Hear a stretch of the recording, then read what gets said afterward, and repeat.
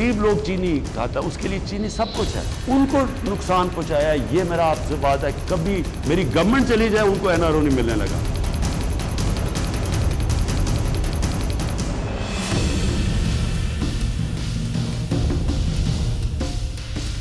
शहबाज शरीफ, इसका जो केस चल रहा है, ये जो बाहर जाने की कोशिश, भागने की, जाने की नहीं, भागने की कोशिश कर रहा है, इसके ऊपर सिर्फ ये एक केस है, 7 अरब रुपए का ये मनी लॉन्ड्रिंग का केस है, 700 अरब रुपए का, ये सिर्फ एक केस है। तो इसलिए जो बड़ी करप्शन होती है, जो हुक्मरान करते हैं, ये मुल्क को तबाह कर देती है। एहतसाब, एनआरओ, रिलीफ और रिहाई, ये अल्फाज गुज़श्ता कुछ साल से मुल्क की सियासत में हर एक की जुबान पर है। एहतसाब का नारा लगाकर इक्तिदार में आने वाली तहरीक इंसाफ के दौर में एहतसाब के अमल पर ना सिर्फ अपोजिशन बल्कि हुकूमत के अरकान की जानिब से भी सवालात उठाए जा रहे हैं। क्या वाकई एहतसाब शफाफ और बिला एहतसाब है? ये एक सवाल है। प्रोग्राम पाकिस्तान के सवाल में खुशामदीद, मैं हूं सादुल हसन। सबसे पहले पाकिस्तान के चंद अहम सवालों पर एक नजर डाल लेते हैं। पाकिस्तान का सबसे पहला सवाल यह है कि वज़ीर आज़म का ऐलान, चीनी महंगी करने वालों को एनआरओ नहीं दूंगा चाहे हुकूमत चली जाए। आखिर हुकूमत को कौन ब्लैकमेल कर रहा है? पाकिस्तान का दूसरा सवाल है, हुकूमत का हुदैबिया पेपर्स बिल्स केस दोबारा खोलने का फैसला, क्या हुकूमत के लिए ये मुमकिन होगा? इन तमाम सवालों पर आज हम प्रोग्राम में बात करेंगे। हमारे साथ मौजूद हैं वज़ीर आज़म पाकिस्तान के मामले खुसूसी बराए एहतसाब बैरिस्टर शहजाद अकबर साहब। बहुत बहुत शुक्रिया शहजाद अकबर साहब वक्त देने के लिए। सर, सबसे पहले तो ये बताइएगा कि क्या आपके पास हुदैबिया पेपर मिल्स के हवाले से अब ठोस सबूत मौजूद हैं कि ये केस दोबारा खुलेगा, तो आपको यकीन है कि अब एहतसाब होकर रहेगा?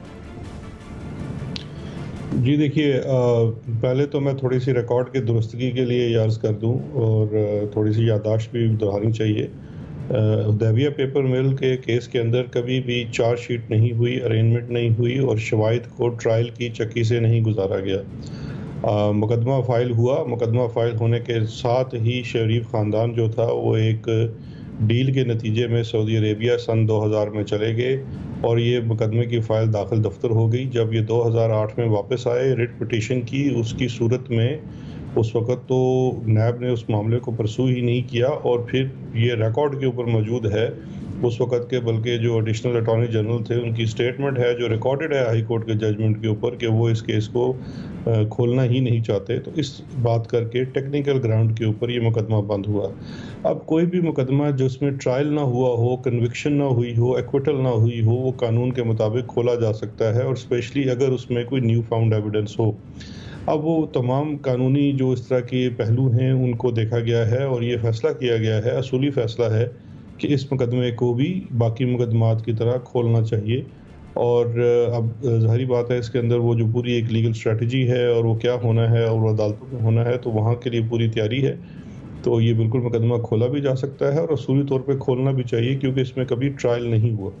अच्छा शहजाद अकबर साहब, टेक्निकल ग्राउंड्स पे जब ये मुकदमा बंद किया गया उसके बाद आपकी हुकूमत के 3 साल भी पूरे हुए, एहतसाब का नारा आपकी जानिब से लगाया गया और काफ़ी जो इंसाफ है उसके अवामिल भी आगे चलते रहे। तो सवाल ये किया जा रहा है कि अब क्यों आखिर ये फैसला किया गया कि टेक्निकल ग्राउंड्स पर अगर ये केस बंद हुआ था तो अब इस केस को खोला जाए, जब शहबाज शरीफ की ज़मानत पर रिहाई हुई और लंदन की मुमकिन रवानगी के हवाले से उनके मामला चल रहे हैं? देखिए, शहबाज शरीफ साहब लंदन के कुछ जवाई तो हैं नहीं। पाकिस्तान इस वक्त बरतानिया की रेड लिस्ट के अंदर है। वो पाकिस्तान में इस वक्त मुतअद्दिद मुकदमात में एक मुलज़म हैं, उनके ट्रायल चल रहे हैं। जिस केस में उनकी ज़मानत हुई और जिसके ऊपर आज नैब की तरफ से अपील भी फ़ाइल करने का एक प्रेस रिलीज़ भी आ गया है, उन तमाम मुकदमात का ट्रायल भी चल रहा है। अब अगर मेन मुलज़म जो है वो बरतानिया सधार जाएगा तो वो फिर ट्रायल कैसे चल सकेगा? और वही जो आप बात कहते हैं कि मुकदमात के फ़ैसले होने चाहिए, अगर ऐसे ही है कि करके मुलज़मान बाहर जाते रहे तो मुकदमात का फ़ैसला फिर किसका करेंगे? यहाँ पे तो कोई मौजूद ही नहीं होगा। तो इन तमाम चीज़ों के अंदर ये हुकूमत के ऊपर ज़िम्मेदारी है कि वो इंश्योर करे कि जो भी केसेस चल रहे हैं उसके मुलज़मान यहाँ मौजूद हों। माजी में भी इनके भाई इसी तरह से अदालत को चकमा दे के बरतानिया चले गए और आज हमसे पूछा जा रहा है कि उनको वापस कैसे लाया जाएगा। तो इसलिए हुकूमत ने फैसला किया कि आप जाने का रास्ते बंद कर दें, वापस लाने की बात तब होगी जब वो जा सकेंगे। तो जो गए हुए हैं ऑलरेडी, उन्हें वापस लाने के लिए फिर हुकूमत क्या करेगी?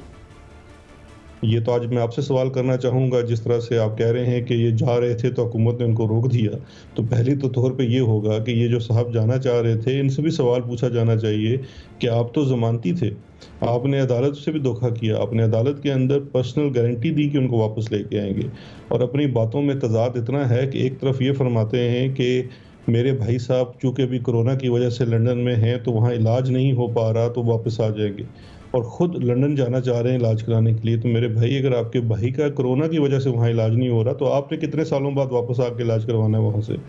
تو ان سب باتوں کی وجہ سے ہی تو حکومت یہ سمجھتی ہے کہ ان کو نہیں جانا چاہیے۔ لیکن شہزاد اکبر صاحب، حکومت کی جانب سے اور خان صاحب کی جانب سے جب حکومت میں نہیں بھی آئے تھے تب بھی یہ دعوے کیے گئے تھے کہ ہمارے پاس ٹھوس ثبوت موجود ہیں ان کی کرپشن کے، لیکن جب کیسز چلتے ہیں 500 دن ملزم حراست میں رہتے ہیں، پھر ضمانت پر رہائی ہو جاتی ہے، پھر ضمانت پر رہائی کو وہ ایکویٹل سے کمپیئر کر کے اپنی جیت کے نعرے لگانا شروع کر دیتے ہیں، تو کیسز تو پھر اس طرح سے لٹکتے رہتے ہیں۔ اگر ٹھوس ثبوت ہیں تو پھر فیصلے کیوں نہیں ہوتے ان کیسز کے؟ دیکھیے میرے بھائی، یہ سوال بھی تھوڑا سا اس کو ریفریز کر لیں۔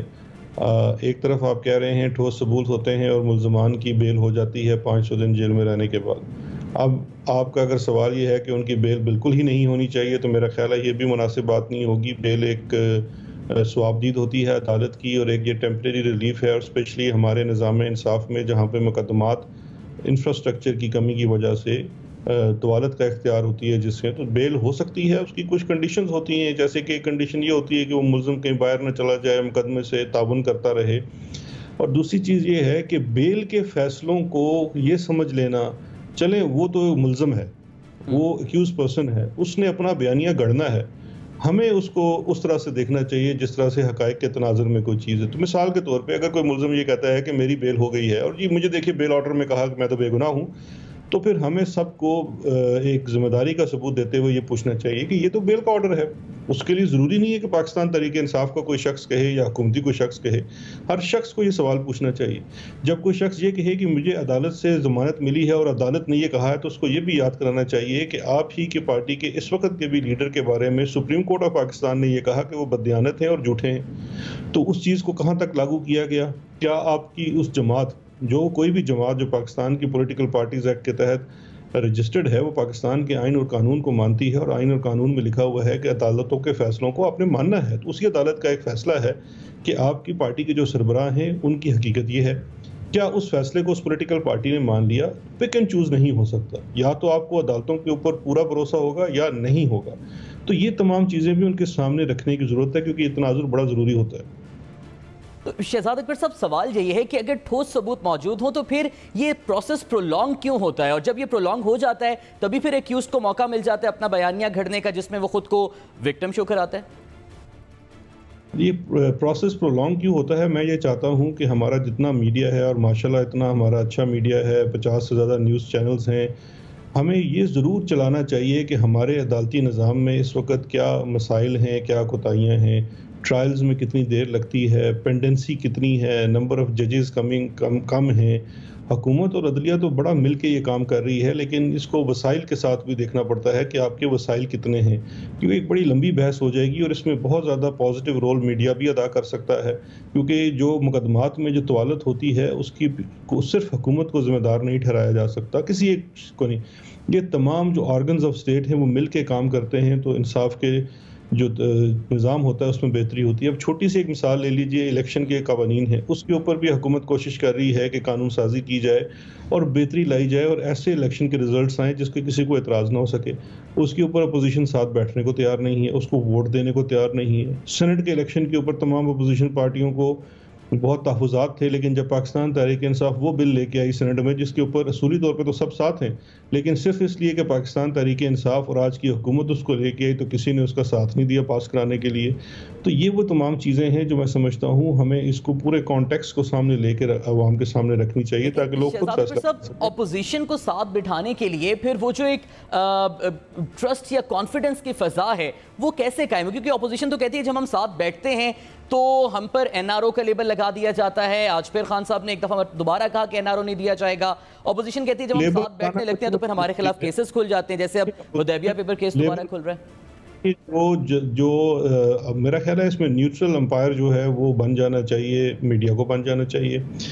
اپوزیشن ہمارے ساتھ بیٹھی, ہم ان کے ساتھ فیٹ آف کے بل ڈسکس کر رہے تھے. انہوں نے اس کے بدلے میں وہ ڈاکومنٹ کو, میں نے تو بیٹھ کے نہیں بنایا یا آپ نے بیٹھ کے تو نہیں بنایا, وہ تو اپوزیشن کا بنایا ہوا ڈاکومنٹ تھا کہ نیب کے قانون کے اندر 34 شقیں تبدیل کر دی جائیں. اس ڈاکومنٹ کو یا تو وہ انکار کر دیں کہ انہوں نے وہ ڈاکومنٹ نہیں بنایا. آپ سے جس بل کے اوپر بیٹھ کے ہم بات کر رہے ہیں, بہت اعتماد کی فضا تھی, ہم نے ساتھ بیٹھ کے بڑا ٹائم ساتھ گزارا, کھانا وانا کھایا, اچھی گفتگو ہوئی, ان بلوں کے اوپر بھی بات ہوئی, لیکن بات ان بلوں کی حد تک تھی. آپ تو اپنے مقدمات کی رہائی چاہ رہے تھے, تو پھر ہم کیا کریں, ہم کیا کہیں. اور آپ اس وقت بلیک میل پہ آ گئے کہ جی ہم یہ تمام بلز تو ٹھیک ہیں, اس کی ہمیں پرواہ نہیں ہے, ان کے اوپر ووٹ آپ کو دے دیں گے اگر آپ یہ 34 شقوں کو نیب کو ڈال دیں. تو پھر ہمیں کم از کم اتنی اجازت ہونی چاہیے کہ ہم عوام کو صحیح بتا سکیں, because and of the day چاہے ہم ہیں یا اپوزیشن ہے, ہمارے پاس جو بھی اس وقت پارٹی پوزیشن ہے, پارلیمان میں ہے یا کسی اور عہدے پہ, یا عوام کی امانت ہے اور عوام جاننے کا حق رکھتے ہیں.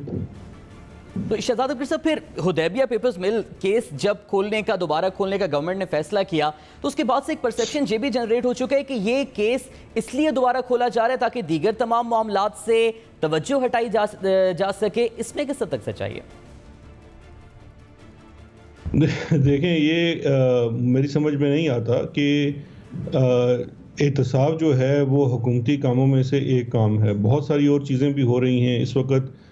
جو ہمارے خطے کی صورتحال ہے, فلسطین کا مسئلہ بھی ہے, آپ کا کشمیر کا ایشو ہے, کرونا کا اس وقت بہت زیادہ سیریس ایشو ہے, تمام چیزوں کے اوپر کام ہو رہا ہے. لیکن اپوزیشن کو 24 گھنٹے صرف اپنے ذاتی کیسز اور ذاتی مسائل کی کیوں سوچ رہتی ہے؟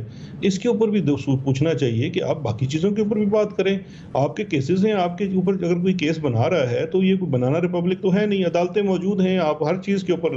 لیٹ سپوز ابھی کوئی کیس کھول تو نہیں گیا حدیبیہ کا, حدیبیہ کا کیس کھلے گا, کسی عدالت میں جا کے کھلے گا, آپ کے پاس پورا اس کے اندر گراؤنڈ اویلیبل ہوگا, آپ کہیے گا جی یہ سپریم کورٹ کی ججمنٹ ہمارے پاس موجود ہے. شہزاد اکبر صاحب, اگر اپوزیشن کے سر پہ یہی کیسز سوار ہیں اور گورنمنٹ کو بار بار وہ بلیم کر رہی ہیں کہ پولیٹیکل وکٹمائزیشن کی جا رہی ہے, تو حکومت پر بھی تو شہباز شریف فیملی, اپوزیشن وہی سوار ہیں. ایون سعودی عرب جانے سے پہلے بھی پرائم منسٹر صاحب یہی کہتے رہے کہ کیسز کھلیں گے, کرپشن معاف نہیں کی جائے گی, احتساب ہوگا. آپ کی پریس کانفرنسز میں بھی بارہا مرتبہ یہ ذکر کیا جاتا ہے.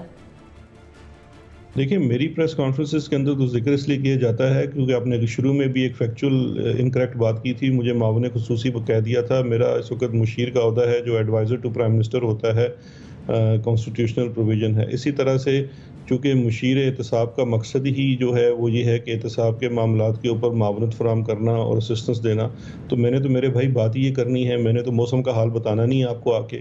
تو اگر اس کے اوپر میرے اوپر الزام یہ ہے کہ میں ہر وقت احتساب کی بات کرتا ہوں تو پھر میں آئی پلیڈ گلٹی سر. شہزاد اکبر صاحب, 3 سال میں جتنے بھی اب تک کیسز اب تک سامنے چلے ہیں, جتنی بھی ڈیولپمنٹس ہوئی ہیں, شریف فیملی سے کتنے پیسے واپس نکلوا لیے گئے ہیں؟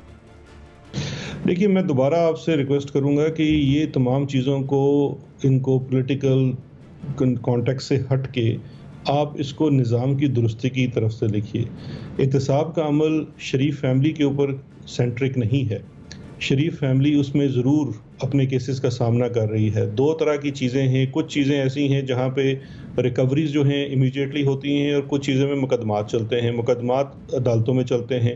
پاکستان تحریک انصاف کی حکومت نے سارے کیسز نہیں بنائے. پاناما کیس کے اندر جو کیس بنا تھا وہ سپریم کورٹ آف پاکستان نے JT بنائی تھی. اس کیس کی جو نتیجے میں ایک ٹرائل چلا اس میں ان کو سزا ہوئی. اب اس میں اپیلیں پینڈنگ ہیں. اب یہ تمام جب عمل مکمل ہوتا ہے اس کے بعد ریکوریز ہوتی ہیں. لیکن ہمیں جو سوال اصل میں کرنا چاہیے کہ جو مختلف کیسز کے اندر, جس طرح کہ براڈ شیٹ کا معاملہ ہے, براڈ شیٹ کے اندر اس وقت ماضی کے کیے ہوئے معاہدے کی وجہ سے حکومت پاکستان کو آج $19.5 ملین صرف شریف خاندان کی اس چیز کی وجہ سے دینے پڑ رہے ہیں, پاناما فلیٹس کی وجہ سے. اور اس کے اوپر ہم بندھے ہوئے ہیں ان ایگریمنٹ سے. اور اس کے بعد جس قسم کا اس کو پرسوینس کی گئی شریف ہی خاندان کی حکومت کے دوران, ان چیزوں کے اوپر تھوڑا ہمیں توجہ دینی چاہیے. اور چونکہ یہ چیزیں معاملات سامنے آتی ہیں اسی لیے بار بار ان کے اوپر بات کی جاتی ہے. شہزاد اکبر صاحب, پھر یہ بتائیے گا کہ عید کے بعد کیا شہباز شریف صاحب لندن جا رہے ہیں یا نہیں جا رہے, کیونکہ اس سائڈ سے تو بڑا یقین سے کہا جا رہا ہے کہ آج نہیں تو کل جا کے رہیں گے. یہ شہباز شریف صاحب کو پتا ہوگا, حالیہ ملک کے قانون کے مطابق تو ان کا نام PNIL میں ہے اور وہ شاید لندن نہیں جا سکیں گے. اور ایک سوال ان سے آپ ضرور کر لیجئے گا, وہ برطانیہ کے شہری نہیں ہیں. پاکستان اس وقت ریڈ لسٹ میں ہے. برطانیہ کے اس قانون اور رول کے مطابق جو غیر شہری ہے وہ برطانیہ میں جو پاکستان سے آئے گا وہ داخل نہیں ہو سکتا. تو یہ لنڈن کس کو کہتے ہیں؟ کہاں جانا چاہ رہے ہیں؟ یا کوئی ہمیں وہ پروویژن بتا دیں جس کے تحت یہ لنڈن انٹر ہو سکتے ہیں۔ شہزاد اکبر صاحب، کیا یہ پروویژن سب کے لیے نہیں ہے کہ جس طرح سے وہ چاہ رہے تھے کہ قطر یا دوحہ میں 10 دن کوارنٹین گزار کے پھر وہ جائیں لندن، تو یہ پروویژن سب کے لیے نہیں ہے کیا؟ جی میرا خیال ہے یہ سوال ان کے لیے رکھ چھوڑیے۔ میرے جو ناقص علم ہے اس کے مطابق نان ریزیڈنٹ اور نان نیشنل ان کی انٹری اس وقت پاکستان سے بند ہے۔ آپ چاہے 10 دن قطر میں رہ بھی لیں گے، مجھے وہ پروویژن بتا دیں جس کے تحت 10 دن قطر رہنے سے ان کا حلالہ ہو جاتا ہے اور یہ برطانیہ داخل ہو سکیں گے۔ احتساب کے دیگر امور بھی ہیں، کچھ حکومتی اراکین بھی ہیں جو احتساب کے عمل پر سوالیہ نشان اٹھا رہے ہیں، ان کے تحفظات بھی وزیر اعظم تک پہنچائے گئے، وزیر اعظم ان کے تحفظات بھی سنیں، اس پر پیش رفت کیا ہوئی بات کریں گے اس بریک کے بعد۔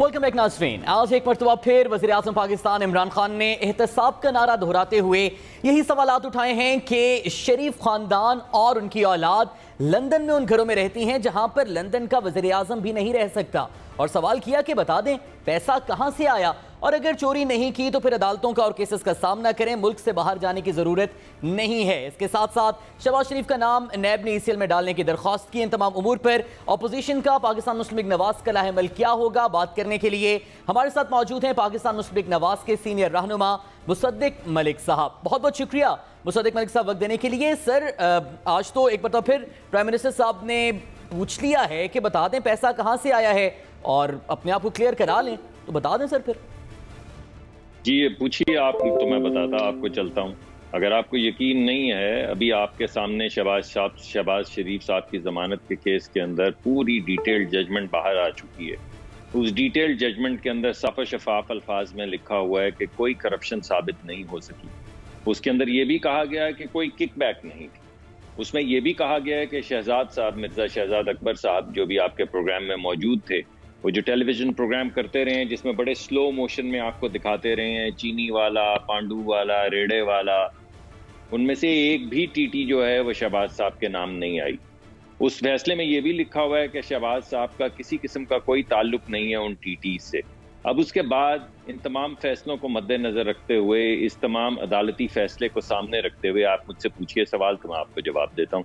میرے خیال میں تو یہ تمام جوابات جو ہیں وہ ضمانت کے فیصلے میں لکھے گئے ہیں، لیکن اگر آپ کی اس سے تسلی نہ ہو تو ذرا اسی فیصلے کو تو چیلنج کرنے کا فیصلہ کر لیا نیب نے، تو اگر تو یہ ساری چیزیں کلیئر ہوتی اور تسلی بخش ہوتی تو پھر تسلیم کر لیا جاتا، شہباز شریف صاحب کو جانے دیا جاتا باہر۔ جی میں یہی تو آپ سے سوال پوچھ رہا ہوں، یہ تو آپ نے گیند میرے پاس پھینک دی کہ اگر یہ تمام چیزیں فیصلے میں لکھی ہوئی ہیں تو آپ کیا سمجھتے ہیں کہ وہ کیا عدالت ہے جس نے ان کو ضمانت دی ہے، اور وہ کیا عدالت ہے جس نے ان کو اجازت دی ہے اور کیوں دی ہے ان کو اجازت؟ اگر آپ کو سمجھ آئے تو آپ مجھے بتا دیجئے، یا شہزاد اکبر صاحب سے ذرا فون کر کے پوچھ لیجئے کہ ان کے خیال میں عدالت نے کیوں ان کو اجازت دی ہے ملک سے باہر جانے کے لیے۔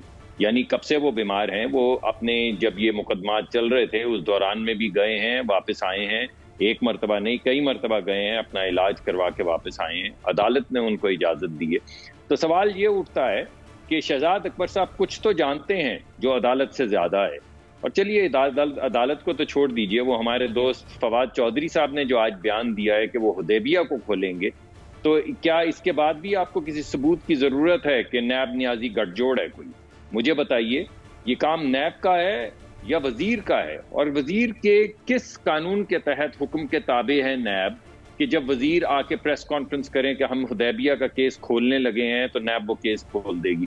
تو مجھے تو یہ تمام معاملات سمجھ نہیں آ رہے، لیکن آپ کیونکہ مہارت رکھتے ہیں، ماشاءاللہ اہل دانش ہیں، اہل قلم ہیں، تو میں نے سوچا یہ سوالات آپ کے سامنے میں رکھتا ہوں کہ وہ یہ دونوں دانشور۔ سوال تو یہ کیا جا رہا ہے کہ جب حدیبیہ پیپر ملز کا کیس ٹیکنیکل گراؤنڈز پہ بند کیا گیا تھا، کوئی اس میں حتمی فیصلہ نہیں آیا تھا، نہ سزا کا نہ ہی ایکویٹل کا، تو پھر اگر ٹیکنیکل گراؤنڈز پہ وہ کیس بند کیا گیا تھا تو نئے شواہد آنے کے بعد تو کیس دوبارہ کھل سکتا ہے۔ یہ آپ کو پتہ نہیں کس قانونی ماہر نے کہا ہے، ہائی کورٹ کے اندر یہ فیصلہ کیا گیا تھا کہ یہ کیس نہیں کھل سکتا۔ ٹھیک ہے صاحب، ہائی کورٹ کے اس فیصلے کے خلاف سپریم کورٹ کے اندر حکومت نے پاناما کی تحقیقات کے بعد کہا وہی باتیں جو آج وہ کہہ رہے ہیں کہ ہمارے پاس نئے شواہد ہیں جن کی بنیاد کے اوپر اس کیس کو کھولا جائے. یہ ہائی کورٹ نے جب جواب دے دیا تو یہ سپریم کورٹ میں گیا. سپریم کورٹ میں ایک نے نہیں بلکہ پورے بینچ نے, 3 سپریم کورٹ ججز کے بینچ نے یہ کہا کہ یہ کیس نہیں کھل سکتا حتمی طور پہ, جس کے جواب میں حکومت نے ریویو پٹیشن کی, جو ایک اپیل کرنے کا طریقہ ہے جو آخری حربہ ہوتا ہے کسی بھی کیس کے اندر. تو سپریم کورٹ نے ریویو پٹیشن بھی حکومت کی ریجیکٹ کر دی انہی بنیادوں پہ جو آج پیش کی جا رہی. مصدق صاحب, گورنمنٹ کا نیریٹو تو یہ کہ ڈیل کی بنیاد پہ بند ہوا تھا یہ کیس, انصاف کے تقاضے پورے نہیں کیے گئے تھے. تو پھر کیا حکومت یہ کہہ رہی ہے کہ وہ بینچ جو تھا وہ ڈیل کا حصہ تھا, یا حکومت سپریم کورٹ کا, یا حکومت یہ کہہ رہی ہے کہ ہائی کورٹ کا بینچ جو تھا وہ کسی ڈیل کا حصہ تھا؟ حکومت کیا کہہ رہی ہے؟ حکومت کو بلا کے آپ ذرا پوچھ لیجئے. جو آپ کہہ رہے ہیں کہ حدیبیہ کا فیصلہ پہلے, آج سے کئی دہائیاں پہلے جو بند ہوا تھا, حکومت تو اس پہ الزام لگا رہی ہے. یہ جو ہائی کورٹ کے اندر فیصلہ کیا گیا اور پھر سپریم کورٹ کے اندر فیصلہ کیا گیا اور سپریم کورٹ کے نے ریویو بھی خارج کی, یہ تو اب ہوا ہے, تو ابھی بھی کوئی ڈیل ہو رہی ہے. تو پھر ذرا ہمیں بھی بتائیے یہ اس ڈیل کے, نئی ڈیل کے خد و خال کیا ہیں جس میں ایلیجڈلی, جیسے کہ آپ کہہ رہے ہیں, میں نہیں کہہ رہا ہوں, آپ کہہ رہے ہیں اور آپ کو حکومت کہہ رہی ہے کہ سپریم کورٹ بھی اس ڈیل کا حصہ ہے, جس کے تحت انہوں نے, پہلے تو ہائی کورٹ اس ڈیل کا حصہ ہے کہ انہوں نے ریجیکٹ کر دی یہ بات کہ حدیبیہ کھولا جا سکتا ہے, پھر سپریم کورٹ بھی اس ڈیل کا حصہ تھی اور انہوں نے ریجیکٹ کر دیا, پھر سپریم کورٹ دوبارہ اس ڈیل کا حصہ تھی جس میں ریویو پٹیشن جو ہے اس کو خارج کیا گیا. تو اب آپ مجھے بتائیے کہ وہ کون سا ملک کا قانون ہے؟ ابھی میں نے کچھ سنا بنانا ریپبلک, تو یہ کون سا ملک ہے؟ یہ بنانا ریپبلک ہے جہاں پہ سپریم کورٹ کی ریجیکشن کے بعد, سپریم کورٹ کی ریویو پٹیشن کی ریجیکشن کے بعد بھی حکومت کے وزراء جو ہیں, یعنی جب ملک کا انفارمیشن منسٹر بولتا ہے تو پوری کابینہ بول رہی ہوتی, تو پوری کابینہ یہ کہہ رہی ہے کہ ہم حکم دے رہے ہیں. کسے حکم دے رہے ہیں؟ نیب کو حکم دے رہے ہیں یا ایف آئی اے کو حکم دے رہے ہیں؟ یعنی نیب اور ایف آئی اے ان کے حکم کے تابع ہے یا انڈیپینڈنٹ ایجنسی ہے؟ جس طرح انہوں نے شاہدرہ کا تھانہ آزاد کیا, پھر شاہدرہ سے لے کے گجرانوالہ تک کے تھانے آزاد کیے, جن کے تحت ہم لوگوں پہ غداری کے مقدمات بھی ہوئے, دہشت گردی کے مقدمات بھی ہوئے. یہ بالکل اسی طرح ہے, یہ بالکل اسی طرح ہے جس طرح پرائم منسٹر آف پاکستان نے کہا رانا ثناء اللہ کے متعلق کہ میں ان کو مونچھوں سے پکڑوں گا اور موت کی کال کوٹری تک لے کر جاؤں گا, اور کچھ دن کے بعد ان کی گاڑی میں سے 35 کلو ہیروئن نکل آئی, اور پھر کلمے سننے میں آئے, خدا کو حاضر ناظر جان کے, اللہ کو جان دینی ہے, رسول پاک. مصدق ملک صاحب, جو کیس اب ظاہر ہے آپ قانون کو زیادہ بہتر سمجھتے ہیں اور سیاسی تجربہ بھی ظاہر ہے آپ بہت زیادہ رکھتے ہیں, تو آپ یہ بتائیے گا کہ جو کیس ٹیکنیکل گراؤنڈز پہ بند ہوا ہو, ٹھیک ہے ڈیل والا ایک تاثر, بے شک اس کو آپ پرسیپشن جنریٹ کروانا کہہ دیں یا ایک پروپیگنڈا بھی کہہ دیں, لیکن جو کیس ٹیکنیکل گراؤنڈز پہ بند ہوا ہو جس میں کوئی حتمی فیصلہ نہ ہوا ہو اور اس کیس میں اتنی بڑی رقم بھی انوالو ہو, تو بطور ایک سینئر سیاستدان آپ یہ نہیں سمجھتے کہ اس کیس کا کوئی نہ کوئی تو حتمی فیصلہ ہونا چاہیے, کسی نہ کسی انجام تک تو پہنچنا چاہیے تاکہ مستقبل میں کوئی احتمال نہ ہو کہ اس کیس کو کوئی دوبارہ بھی کھول سکے؟ سعد الحسن صاحب, یقینی طور پہ میں آپ سے مراد یہ جو گفتگو فرما رہے ہیں آپ پیچھے سے, مرزا صاحب اور ہمارے دوست فواد چودھری صاحب, یقینی طور پہ کوئی بات تو ایسی ہے جو ہائی کورٹ کو نہیں معلوم اور انہیں معلوم ہے, اور سپریم کورٹ کو بھی نہیں معلوم, اور سپریم کورٹ کے پورے بینچ کو بھی نہیں معلوم, لیکن ایک آپ کو معلوم ہے کیونکہ آپ یہ سوال پروگرام میں پوچھ رہے ہیں, دوسرا فواد چودھری صاحب کو معلوم ہے, اور تیسرا مرزا شہزاد اکبر صاحب کو معلوم ہے. ذرا بتائیے تو صحیح یہ بات کون سی ایسی ہے جو ہائی کورٹ اور سپریم کورٹ کو اور ان کے پورے بینچ کو سمجھ نہیں آئی, مگر آپ کو ان کی باتوں سے لگ رہا ہے کہ اس میں کچھ ہے بات. ذرا مجھے بھی سمجھا دیجیے. مصدق ملک صاحب, مجھے تو کوئی بات نہیں پتا, میں تو صرف آپ سے آپ کا موقف یہ جاننے کی کوشش کر رہا ہوں کہ جب ایک کیس جس کا کوئی حتمی فیصلہ نہیں ہوا اور اس میں $1242 ملین کی رقم انوالوڈ ہے, تو اگر تو کلین ہے اور کوئی اس میں کرپشن جو کہ گورنمنٹ کہہ رہی ہے اس کا تاثر نہیں ہے, تو پھر تو کیس کا سامنا کر کے کلین چٹ لے لیں, کیونکہ گورنمنٹ کا نیریٹو یہ کہ نئے ثبوت سامنے آئے ہیں. سعد صاحب, کون کرے گا؟ یعنی جب سپریم کورٹ کوئی, آپ کے لیے سپریم کورٹ کافی نہیں ہے لگ رہا ہے آپ کی بات سے, یعنی یہی موقف سپریم کورٹ اور ہائی کورٹ کے سامنے پیش کیا گیا کہ پاناما کے بعد نئے شواہد آئے ہیں, وہ شواہد پیش کیے گئے, ان شواہد کی اسی طرح شہزاد اکبر صاحب لہراتے رہے ان کو ٹیلی ویژن, مگر جب ہائی کورٹ کے اوپر یہی موقف جس کا آپ آج ذکر کر رہے ہیں, تو انہوں نے رد کر کے کہا کہ کیس نہیں کھل سکتا.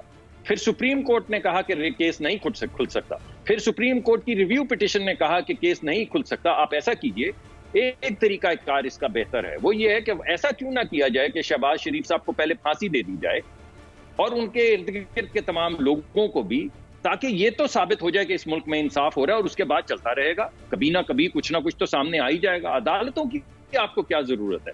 عدالت میں جب ریویو پٹیشن سپریم کورٹ سے خارج ہو جاتی ہے تو اس کے بعد کوئی اور فورم نہیں رہ جاتا. اس کو کہتے ہیں کلوزڈ ٹرانزیکشن، یعنی حتمی طور پہ ملک کا جوڈیشل سسٹم فیصلہ کر چکا ہے اس پہ.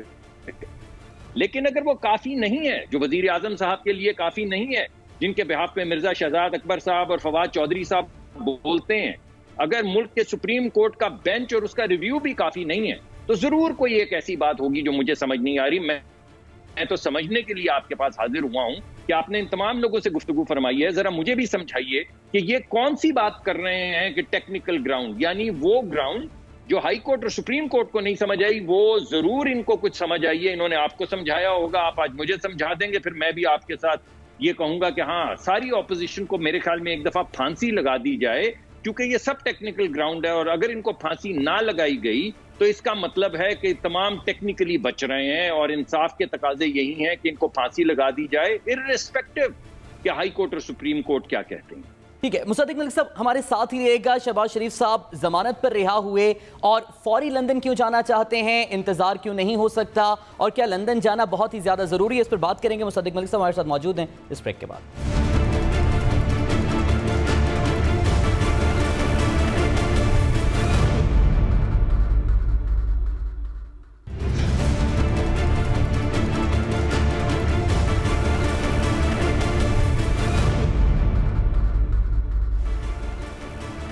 Welcome back. پاکستان مسلم لیگ نواز کے سینئر رہنما مصدق ملک صاحب ہمارے ساتھ موجود ہیں. مصدق ملک صاحب، جب مریم نواز صاحبہ کی بیرون ملک روانگی کے حوالے سے کافی باتیں ہو رہی تھی تو انہوں نے وضاحت کر دی تھی. انہوں نے کہا تھا کہ اگرچہ کوئی سرجری بھی ہے لیکن وہ علاج اپنا کمپرومائز کریں گے، لیکن جہاں پر وہ بڑے مقصد کے لیے یہیں پہ رہیں گے، اور حکومت اگر کہے بھی تو وہ باہر نہیں جائیں گی. تو اگر بڑا مقصد یہیں پر ہے، عوام کے لیے اپوزیشن باہر نکلی ہے، عوام کی آواز اٹھا رہی ہے، تو پھر شہباز شریف صاحب کیوں اتنی جلدی باہر جانا چاہتے ہیں؟ میرے خیال میں جی یہ بات ایسی ہے جو غالباً کسی یہ جو ابھی ہائی کورٹ کے پاس یا کسی جگہ پہ اپیل کریں گے، وہاں پہ عدالت کو سمجھانی چاہیے جس نے یہ اجازت دی ہے. یعنی کلیئرلی جو بات آپ کہہ رہے ہیں وہ زیادہ اہم ہے. یعنی ان کے کینسر پیشنٹ ہونا، اس سے کیا غرض ہے، اس سے کیا فرق پڑتا ہے؟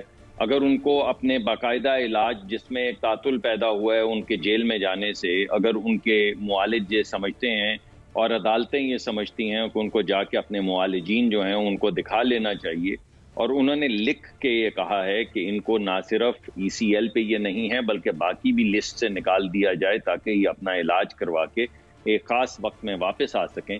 تو ضرور یہ بات ان کو سمجھنی چاہیے تھی جو آپ پیش کر رہے ہیں کہ کیا ضرورت ہے. بھلے اگر کوئی کینسر پیشنٹ ہے تو یہیں رہے، کیا ملک صاحب کسی کو دکھانے کی. آپ دوبارہ یہی کہیں گے کہ شاید مجھے شہزاد اکبر صاحب یا فواد چودھری صاحب نے کچھ بتایا، جہاں کہ میں ان کا سوال کوٹ کر کے آپ سے پوچھنا چاہوں گا کہ وہ بھی یہی سوال یہ کر رہے ہیں کہ سعد صاحب پہلی بات تو میں واضح کر دوں کہ جب میں آپ کہتا ہوں میرا قطعاً مقصد آپ نہیں ہوتے، یہ میں واضح کر دوں. پھر یہ جواب دیجیے گا. بہت بہت شکریہ. یہ جواب پھر یہ دیجیے گا کہ شہزاد اکبر صاحب نے بھی یہ کہا اور دیگر حکومتی حلقوں سے بھی یہ کہا جا رہا ہے کہ جب کووڈ کی وجہ سے نواز شریف صاحب کا باہر علاج نہیں ہو پا رہا تو پھر شہباز شریف کس علاج کے لیے وہاں جانا چاہ رہے ہیں، اور جس طرح سے علاج پرولونگ ہونے پر نواز شریف صاحب وہیں پر ہیں تو پھر شہباز شریف صاحب بھی پھر واپس نہیں آئیں گے.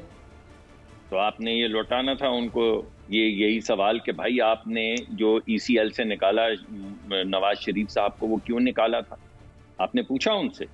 یہ فیصلہ تو لے کر دیا تھا کابینہ کی میٹنگ میں جناب محترم وزیر اعظم صاحب نے، جنہوں نے دل پہ ہاتھ رکھ کے کابینہ کو یہ باور کروایا تھا کہ میں تمام انویسٹیگیشن کر چکا ہوں، ان کا باہر جانا بہت زیادہ ضروری ہے، اس وجہ سے کابینہ کے فیصلے کے تحت ہم ان کو ای سی ایل سے نکال رہے ہیں. تو بھائی کاہے کو نکالا تھا؟ اور مجھے یہ سمجھائیے کہ وہ جو پنجاب حکومت جس کے سربراہ ایک وزیر اعظم جو پورے ملک کی مشینری لگا کے، جس میں پورا صحت کا محکمہ ہے پنجاب کا، ان کی وزیر ہیں جو آج بھی وزیر ہیں صحت کی، اس وقت جو ان کے مشیر ہیں صحت کے وہ اس وقت شوکت خانم کے سی ای او تھے جو خود گئے وہاں پر چیک کرنے کے لیے تمام تفصیلات، اور جیل میں تھے، یہ یاد رہے. बिल्कुल मुसद्दिक मियां साहब, ये तो आप बिल्कुल दुरुस्त बात कर रहे हैं, और यही गवर्नमेंट कहती है कि जज्बे खैर सगाली के तहत भी इंसानी बुनियादों पर हमने भेजा और भेजने की इजाजत भी दी, तो वापस भी तो आना था मुसद्दिक मलिक साहब। भाई जरूर आएंगे आप ये जिस तरह जो आपके सामने चीजें आ रही हैं, मैंने इसी वजह से तो आपको कहा कि आपने शहबाज शरीफ साहब का जो फैसला है जिसके तहत उनको जमानत मिली वो पढ़ा है, जैसे कि यकीनी तौर पे आपकी रिसर्च टीम ने भी पढ़ा होगा और आपके पास भी उसके इक्तबासात होंगे। चलिए उसको छोड़ दें।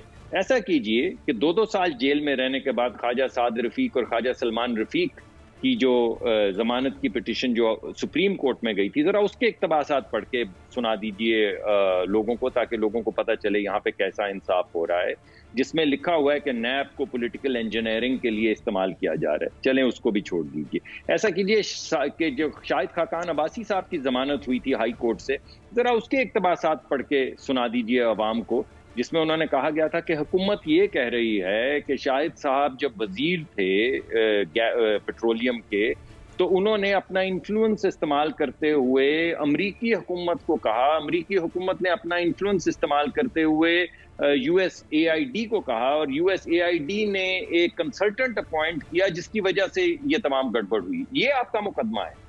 चलिए उसको भी छोड़ दीजिए। आप ऐसा कीजिए कि एहसन इकबाल साहब की जो बेल का मुकदमा है वो जरा सुनवा दीजिए, जिसमें वो जो फैसला है जिसमें ये पूछा गया कि आपने यकीनी तौर पे कैद कर लिया होगा उन साहब को जिन्होंने स्पोर्ट्स कॉम्प्लेक्स को बनाने की इजाजत दी, तो कहा नहीं। उन्होंने कहा अच्छा ऐसा हो जाता है, आपने जरूर सामने तफ्तीश कर लिया होगा उनको, तो उन्होंने कहा नहीं। तो फिर उन्होंने कहा कि आपने एहसन इकबाल साहब को क्यों पकड़ा हुआ है, तो कहा इस वजह से कि एक वक्त में इन्होंने इस जगह की निशानदही की थी, तो हमने पकड़ के उनको 4-6 महीने सजा दे दी। ये हो रहा है साहब इस मुल्क में। ये मिर्जा शहजाद अकबर साहब, ये आज भी जो ऐलान किया गया, मैं आपसे ये पूछता हूँ ये किस कानून के तहत? अगर ये इदारे आजाद हैं तो मिनिस्टर ऑफ इंफॉर्मेशन जो है वो कैसे कह सकता है कि हम खोल रहे हैं? हम कौन है? तो मुसद्दिक मलिक साहब, फिर यहाँ पर तो शहबाज शरीफ साहब का नाम ECL में डालने की भी दरख्वास्त दे दी गई है, और कल वजारत कानून और दाखिला का इजलास भी है। आपने शहबाज शरीफ साहब ने तौहीन अदालत का केस करना था, उस हवाले से कोई हतमी फैसला किया नून लीग ने? जी बिल्कुल, मेरे ख्याल में जैसे ही अदालतें खुलेंगी, अदालत का फैसला है, वो फैसला लेकर गए हैं। वो वीडियो आप ही लोगों ने चलाई है जिसके अंदर सरकारी अफसरान कह रहे हैं कि हम इस अदालत के फैसले को नहीं मानते, और ये अकेला नहीं है। इसी तरह वो सेनेटर तनवीर साहब के गिराने गए थे, वो उनकी जो कुछ इमारत बनी हुई थी, उनका एक शॉपिंग प्लाजा था, उसको गिराने गए, और वहां पे उन्होंने कहा कि हमारे पास ये अदालत का हुक्म है। तो उन्होंने कहा कि अच्छा ये जो हमारा बुलडोजर है इसकी टायर पे लगा दें, क्योंकि फिर अगर इसमें ताकत है तो ये बुलडोजर रुक जाएगा। यानी जिस मुल्क में भाई ये कहा जाए कि शेर शाह सूरी के जमाने में यहाँ से एक सड़क गुजरती थी तो हम इमारत गिराना चाहते हैं, जिस जमाने में वजीर आजम जिस मुल्क के कहें कि मैं मूंछों से पकड़ के जेल की मौत की काल कोठरी में डालूंगा और 35 किलो हेरोइन निकल आए, जिस जगह पे सुप्रीम कोर्ट और हाई कोर्ट के फैसले मैंने आपके सामने रख गए, वहां पे आखिर में सबसे ज्यादा मोहतरम तो 2 ही लोग हैं, मिर्जा शहजाद अकबर साहब और हमारे दोस्त फवाद चौधरी साहब, जिन्होंने आज मुसद्दिक मलिक साहब, ईद के बाद क्या होगा? ऑपोजिशन क्या करने जा रही है? आज मौलाना साहब से शहबाज शरीफ साहब का भी टेलीफोनिक राब्ता हुआ है, तो ईद के बाद आपकी जो ऑपोजिशन की सियासत है उसका लाहेमल क्या होगा हुकूमत के खिलाफ? मेरे ख्याल में जी एग्रेसिव होगा। मेरे ख्याल में इस हुकूमत ने अभी आगे आपके सामने फाइनेंस बिल यानी बजट आने वाला है। आपके जानते हैं, अगर आपके इर्द गिर्द जो आपके सामने बैठे हुए हैं कैमरामैन जो 30-35 हज़ार कमाते हैं, जरा उनसे आप घुमा लें कैमरा, या उनको आप अपने साथ बिठा लें और उनसे पूछ लें कि 30-35 हज़ार रुपए कमाने वाले का इस मुल्क में गुजारा कैसे होता है।